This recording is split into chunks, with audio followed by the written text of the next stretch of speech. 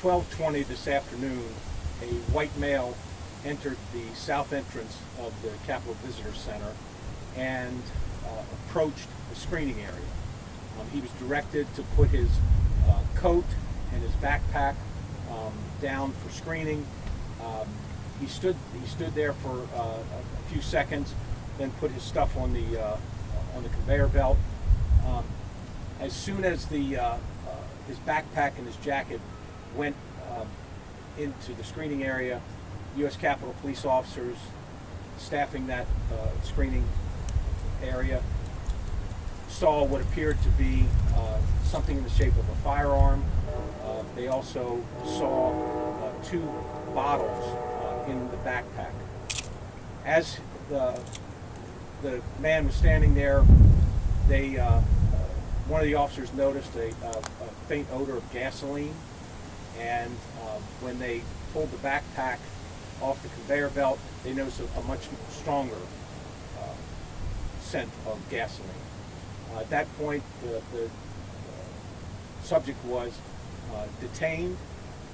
He was placed under arrest. We found a flare gun, a lighter, and a torch lighter in his jacket. There was also other articles in his backpack, and he is now in custody. And again, very active investigation. We located his vehicle. That was several blocks away. We now have the vehicle as well, and again, ongoing investigation.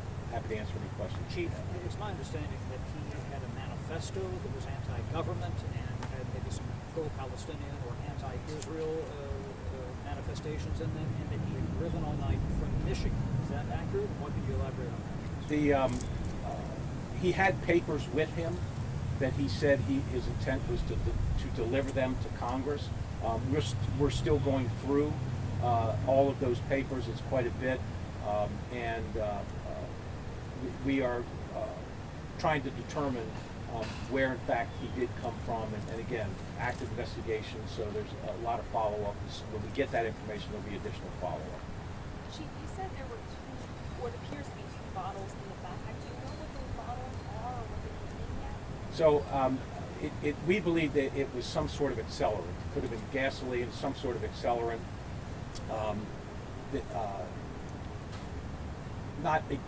I've heard a couple of different things about what may have been in the bottles.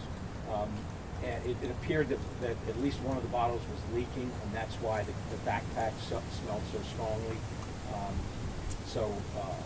We're still trying. I don't know what exactly was in it. We believe it's either gasoline or some other accelerant. Did your officer say what his demeanor was like when he was asked to put his items down and go through the screening? He was very compliant. Watching the video, as he approached the Capitol Visitor Center, he was walking fairly slowly, looking around. When he walked into the CBC, he's observed looking around, looking up, looking to the left, to the right, and it was actually then that one of the officers came up and said, "Sir, you need to put your stuff on the machine." And he hesitated for a moment. The officer told him again. That's when he got closer to the screening area and put his stuff on the conveyor belt. Has he told officers what his intent was? He made a few statements to the officers, but he's being interviewed now by the investigators, and so we haven't gotten the results of that interview yet. Chief, the Capitol Visitor Center was closed to anybody coming in, but I talked to a number of people who were already inside who had no idea what was going on outside. What was the thinking of allowing the people who were already in there to remain in there as opposed to maybe evacuating? Well, he was in custody, and we had his belongings, so we closed the visitor center after he came in, and we determined what we had, so no one else could come in. The people that were inside the visitor center were further inside the visitor center, and were not in any danger. Chief, did it happen at this entrance behind us or on the other side? It happened right the one on the to your left. Okay. It's the south entrance. And do your officers have a working theory? Did he plan to light himself on fire, light something else on fire? Do we know? It's hard to tell.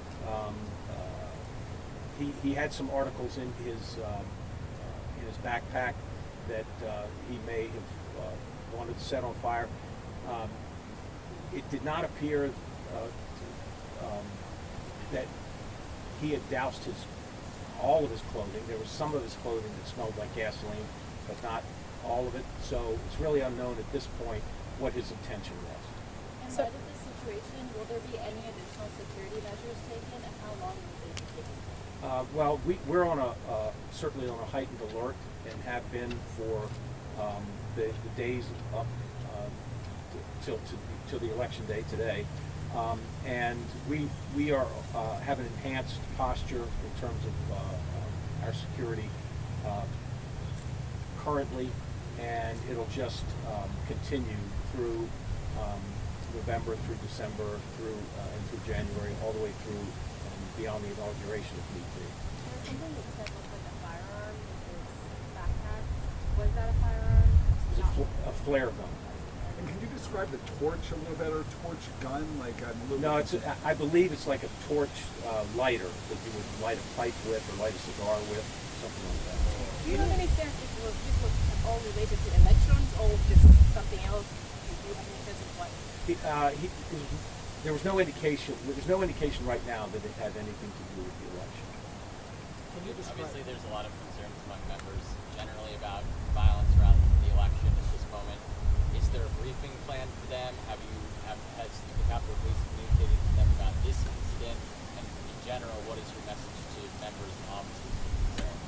So we have put a message out to our stakeholders here. We've been briefing different committees and different members of leadership over the past several weeks in terms of our preparation for the election, and the inauguration, and as well as next January 6th. Can you describe the clothing? Were they seasonal? A warm day here, obviously in Washington. Is that something that the officers noticed as well? He did appear to have heavier clothing than was warranted for a day like today. Can you talk at all about his online presence and what investigators have found? Well, I do know that they have found information on social media, and I know that they're in the process of reviewing that. I don't have the results of that review yet. Does any of that you know speak to any issues that you cared about? I heard something about the war in Israel and Palestine. Certainly, as we go through the papers that he had with him and go through his social media, we're getting a good focus in terms of what his issues were. All right, folks, we have time for a couple more questions. What was that one of his issues? Israel or Gaza? It may have been. And you said he was working to determine where he's from. Does it appear at least that he is from outside the D.C. area? I believe he's from. It appears that he's from outside the D.C. area. Yes. All right. Thank you all very much. Thank you. And folks, we will be putting out a press release later with some more information. Obviously, our investigators are working right now to piece some more things together. As soon as we have more information that we can provide, we'll push that out on our website and on social media as well. Thank you.